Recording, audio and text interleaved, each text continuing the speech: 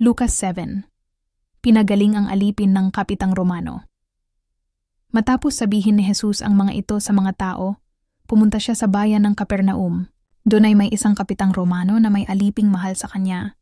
May sakit ang aliping ito at nasa bingit ng kamatayan. Nang mabalitaan ng kapitan ang tungkol kay Jesus, nagsugo siya ng ilang mga pinuno ng mga Hudyo upang pakiusapan si Jesus na dalawin at pagalingin ang alipin.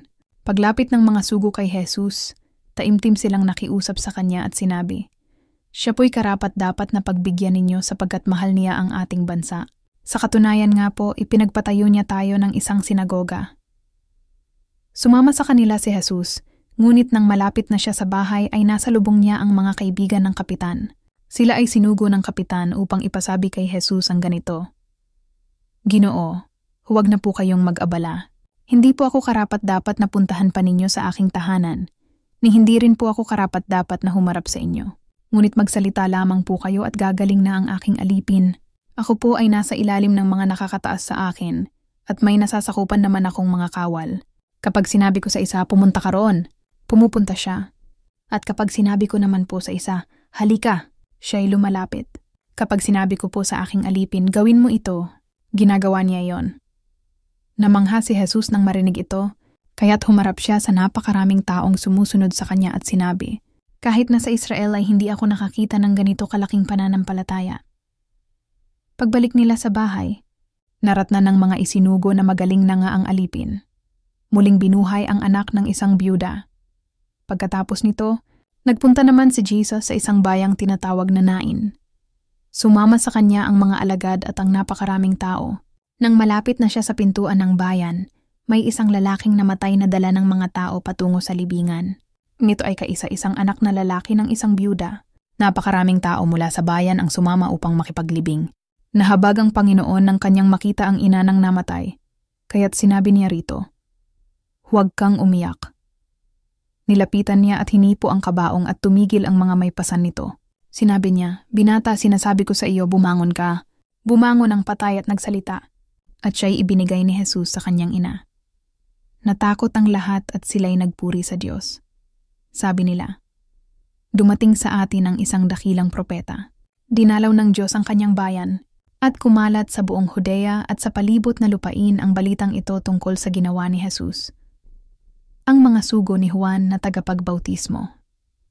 Ibinalita kay Juan ng kanyang mga alagad ang lahat ng mga pangyayaring ito.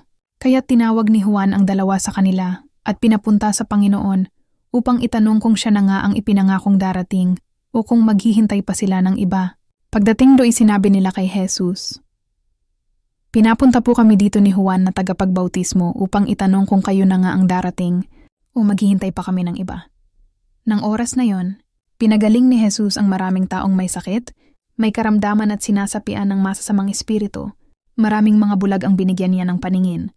Kaya't sinabi niya sa mga sugo ni Juan, "Bumalik kayo kay Juan at sabihin ninyo sa kanya ang inyong nakita at narinig.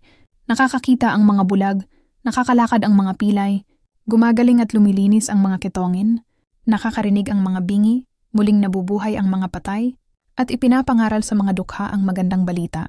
Pinagpala ang taong hindi nag-aalinlangan sa akin." Pagkaalis ng mga sugo, nagsalita si Jesus sa mga tao tungkol kay Juan. "Bakit kayo pumunta sa ilang? Ano ang ibig ninyong makita? Isang halamang tambo na inihahapay ng hangin? Ano nga ba ang inyong dinayo roon? Isang taong may magarang damit? Yung mga nagdaramit ng mamahalin at namumuhay sa karangyaan ay nasa palasyo ng mga hari. Ano nga ang inyong dinayo? Isang propeta? Oo. At sinasabi ko sa inyo, siya'y higit pa sa isang propeta, sapagkat si Juan ang tinutukoy ng kasulatan. Narito ipinapadala ko ang aking sugo na mauuna sa iyo, upang ihanda ang iyong daraanan. Sinasabi ko sa inyo, wala pang isinilang na mas dakila kaysa kanya, ngunit mas dakila kay Juan ang pinakamababa sa kaharian ng Diyos. Ang lahat ng mga taong nakarinig sa kanya, pati na ang mga maniningil ng buwis ay nagpuri sa Diyos. Ang mga ito'y binautismuhan ni Juan, ngunit ang mga Pariseo at ang mga dalubhasa sa kautusan ay tumanggi sa layunin ng Diyos para sa kanila, sapagkat ayaw nilang magpabautismo kay Juan. Sinabi pa ni Jesus, "Kanino ko maihahambing ang mga tao ngayon? Ano ang nakakatulad nila? Ang katulad nila ay mga batang nakaupo sa palengke at sumisigaw sa kanilang mga kalaro. Tinugtugan namin kayo ng plauta, ngunit hindi kayo sumayaw. Umawit kami ng panaghoy, ngunit hindi kayo umiyak. Sapagkat nang dumating si Juan na tagapagbautismo, siya'y nag-aayuno at hindi umiinom ng alak, at ang sabi ninyo, sinasapian ng demonyo ang taong iyan. Nang dumating naman ang anak ng tao, siya'y kumakain at umiinom, ngunit sinasabi naman ninyo, tingnan ninyo ang taong iyan. Matakaw, lasinggo at kaibigan ng mga maniningil ng buwis at ng mga makasalanan. Ngunit ang karunungan ng Diyos ay napatutunayang tama sa pamamagitan ng mga tumatanggap nito. Binuhusan ng pabango ang mga paa ni Jesus. Inanyayahan si Jesus ng isa sa mga Pariseo upang makasalo niya. Pumunta naman siya sa bahay nito at tumulog sa hapag. Sa bayang iyon ay may isang babaeng makasalanan. Nabalitaan niyang kumakain si Jesus sa bahay ng Pariseo, kaya't nagdala siya ng pabangong nasa sisidlang alabastro. Lumapit siya sa likuran ni Jesus sa gawing paanan. Umiiyak na binasa niya ng kanyang mga luha ang mga paa ni Jesus. Pinunasan niya ng kanyang sariling buhok, hinalikan, at binuhusan ng pabango ang mga paa nito. Nang ito'y makita ng Pariseyong nag-anyaya kay Jesus, nasabi nito sa sarili, kung totoong propeta ang taong ito, dapat ay alam niya na ang babaeng humahawak sa kanyang paa ay isang makasalanan. Bilang tugon sa iniisip ni Simon, sinabi ni Jesus, Simon, may sasabihin ako sa iyo. Ano po iyon, Guro? Sagot niya. Sinabi ni Jesus, may 2 taong may utang sa isang nagpapahiram ng pera, 500 salaping pilak ang inutang ng isa, at 50 salaping pilak naman ang sa ikalawa. Nang hindi sila makabayad, kapwa sila pinatawad. Ngayon, sino kaya sa kanila ang higit na magmamahal sa pinagkautangan? Sumagot si Simon, sa palagay ko po'y ang pinatawad sa mas malaking utang. Tama ang sagot mo, tugon ni Jesus. Nilingon niya ang babae at sinabi kay Simon, nakikita mo ba ang babaeng ito? Pumasok ako sa iyong bahay at hindi mo man lamang ako binigyan ng tubig para sa aking mga paa, ngunit hinugasan niya ng luha ang aking mga paa at pinunasan ang mga ito ng sarili niyang buhok. Hindi mo ako hinalikan. Ngunit siya, mula nang pumasok ay hindi tumigil ng kahahalik sa aking mga paa. Hindi mo nilagyan ng langis ang aking ulo. Subalit binuhusan niya ng pabango ang aking mga paa.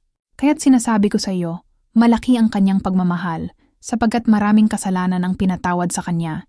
Ngunit ang pinatawad ng kaunti ay kaunti rin ang pagmamahal. At sinabi niya sa babae, pinatawad na ang iyong mga kasalanan.